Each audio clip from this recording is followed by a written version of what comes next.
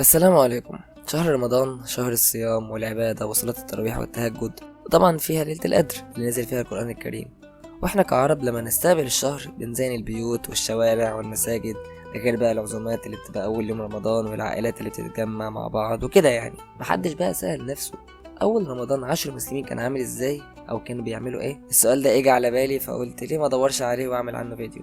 فأهلا بيكم في قناة ميني إن وان، ويلا نجاوب على السؤال ده مع بعض. Many in one. أول حاجة، الصيام عند العرب ما كانش حاجة جديدة ظهرت لما الإسلام إجا. يعني على سبيل المثال كان اليهود ليهم أيام ربنا فرضها عليهم إنهم يصوموها، زي مثلا يوم عاشوراء، والنصارى كمان كان ليهم أيام بيصوموا فيها. بالنسبة بقى للمسلمين، في يوم من الأيام في السنة التانية من الهجرة في شهر شعبان اللي هي السنة 15 من بعثة الرسول صلى الله عليه وسلم، كان الصحابة قاعدين في مسجد النبي مع الرسول صلى الله عليه وسلم، وفجأة نزلت الآية رقم 183 من سورة البقرة اللي هي بسم الله الرحمن الرحيم: يا أيها الذين آمنوا كتب عليكم الصيام كما كتب على الذين من قبلكم لعلكم تتقون. صدق الله العظيم.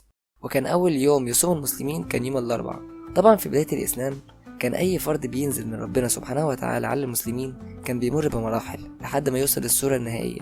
فالصيام أول ما نزل مر بثلاث مراحل. أول مرحلة وهي إن خلاص الصيام بقى فرض على المسلمين بس للي يقدر، واللي ما يقدرش او يحس ان فيها صعوبة كان يعوضها بانه يطلع فدية اطعام فقراء او مساكين. والدليل على كده آية رقم 184 من سورة البقرة اللي هي بسم الله الرحمن الرحيم: أياما معدودات فمن كان منكم مريضا أو على سفر فعدة من أيام أخر وعلى الذين يطيقونه فدية طعام مسكين فمن تطوع خيرا فهو خير له وأن تصوموا خير لكم إن كنتم تعلمون. صدق الله العظيم. ومواعيد الصيام في الأول ما كانتش زي دلوقتي. كان الناس بيفطروا على المغرب وكانوا بيبدأوا يصوموا أول ما يناموا بعد ما يفطروا على طول. يعني لو المغرب أذنت وفطروا وناموا بعد كده صحوا كده بدأوا صيام جديد ويقدروا يفطروا على المغرب في اليوم اللي بعده.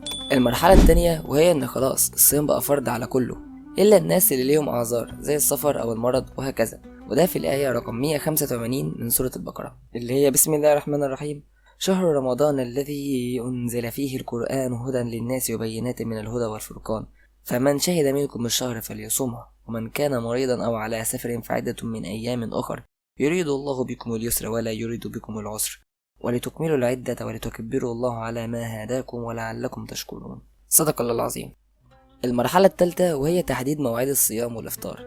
في موقف حصل مع صحابي اسمه قيس ابن سرمة، وكان صايم طول اليوم ورجع تعبان على المغرب من الشغل بس ما كانش الفطار لسه جاهز، وقبل ما ياكل غلبه النعاس، فلما صحى كده بدأ يوم صيام جديد، فكده بقى يعتبر صايم يومين ورا بعض من غير لا ياكل ولا يشرب، ومن كتر التعب أغمى عليه أو كان يغمى عليه على حسب بعض المصادر. وهنا بقى نزلت الآية رقم 187 من سورة البقرة اللي هي بسم الله الرحمن الرحيم: وحل لكم ليلة الصيام الرفث إلى نسائكم هن لباس لكم وأنتم لباس لهن علم الله أنكم كنتم تختانون أنفسكم فتاب عليكم وعفى عنكم فالآن باشروهن وابتغوا ما كتب الله لكم وكلوا واشربوا حتى يتبين لكم الخيط الأبيض من الخيط الأسود من الفجر ثم أتموا الصيام إلى الليل ولا تباشروهن وأنتم عاكفون في المساجد تلك حدود الله فلا تقربوها كذلك يبين الله آياته للناس لعلهم يتقون. صدق الله العظيم.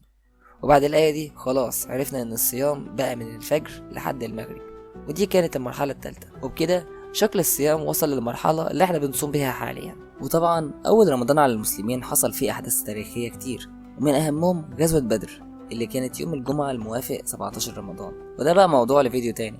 لو حابين إني أتكلم عنه اكتبولي في التعليقات، متنسوش بقى الاشتراك في القناة، ورمضان كريم وكل سنة وانتم طيبين.